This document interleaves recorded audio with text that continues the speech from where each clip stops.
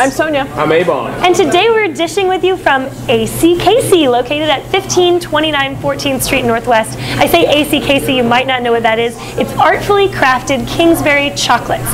There's a lot of chocolate in here. There's a lot more than chocolate too. Chocolate to drink, chocolate to eat, chocolate to wear. Chocolate to paint with, which works really well on most people, but Ebong would need like the white chocolate for it to show up, I think. The dark chocolate is a nightmare. Yeah, baby. But it's yummy. Me as they walk by in the street. It's embarrassing. We would say a perfect place to stop in before Valentine's Day, but actually a perfect place to stop in anytime because every day is Valentine's Day here. Yes, and because apparently we have fantastic chocolate tours. We do. We have DC Metro Chocolate Tours Chief Taster with us today. David Goldstein is here with us. It's a mouthful, just like the chocolates that he tells you about on the tours. Exactly. So it sounds like, you know, it's sort of self-explanatory. DC Metro Chocolate Tours. You take us to all of the best DC restaurants that serve chocolate? We do. Basically, we have different tours of different neighborhoods. And the neighborhoods feature 7 to 9 different stops where we learn about chocolate, we learn how to eat it, how to taste it, where it comes from, whether it's fairly traded or not. And each of the different shops, we either meet the owner or find out a little bit about what they specialize in. So it's not just about being yummy, it's about being conscious about what you're eating? Not about it being conscious. It's definitely being in charge of what you're eating and chocolate in all of its forms. So are you a chocolate artisan, or what gave you the idea that we should go and have these really sweet tours? Well played. Basically, I do these type of tours in Boston. I've been doing them for about a year.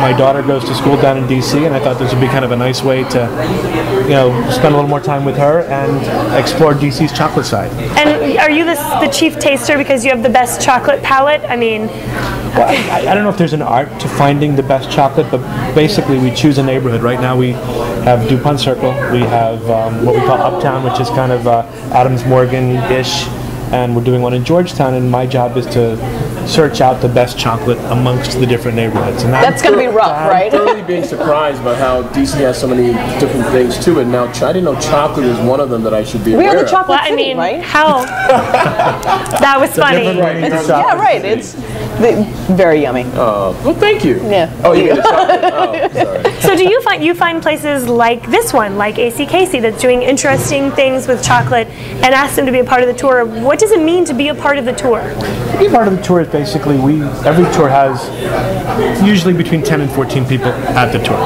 And so in this particular tour, this is the start of our Uptown tour.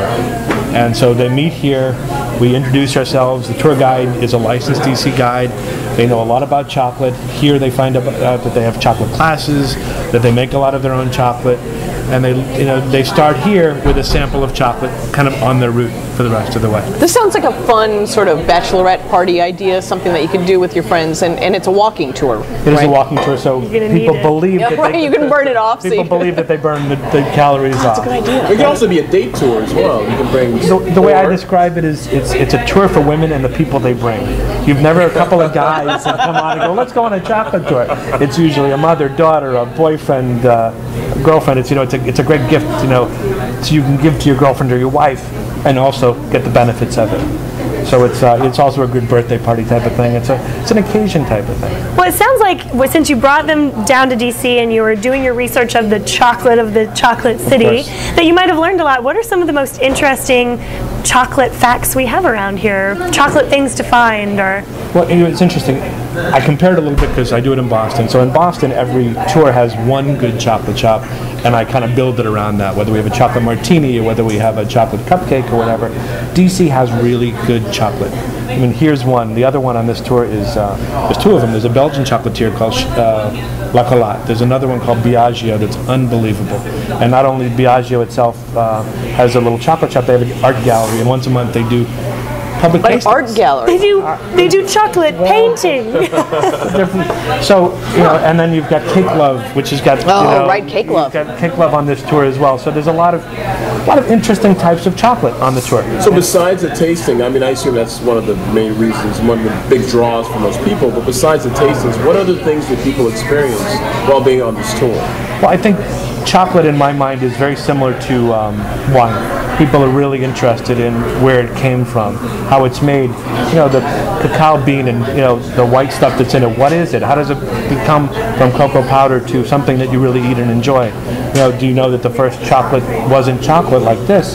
It was a drink and it didn't have sugar in it. So people are really interested, kind of like wine, in experiencing where it's from and how it gets from the field to when you're tasting it. What's the weirdest chocolate sort of concoction that you've come across here in DC? The weirdest chocolate concoction. I don't know, the weird. Like maybe we shouldn't put that on the tour, or something that people are like, really? Okay, well, well, you know, one of the things we talk about a lot. You know, when I went for my Georgetown tour today, I was looking for chocolate and bacon.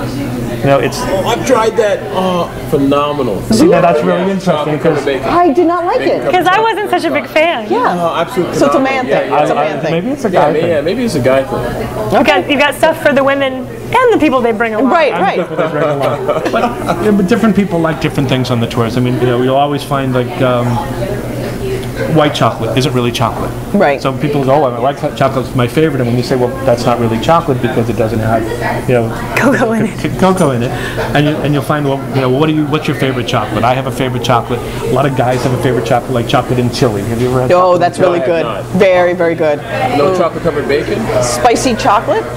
How can you go wrong with spicy chocolate? See?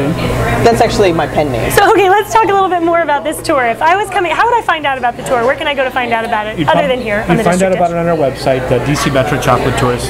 There are photographs of the tours, people that are on the tours, descriptions of kind of where you go and what you get. And how much does it cost to take this tour? And do you have to buy the chocolate separately? No, the chocolate comes with it. It's $48.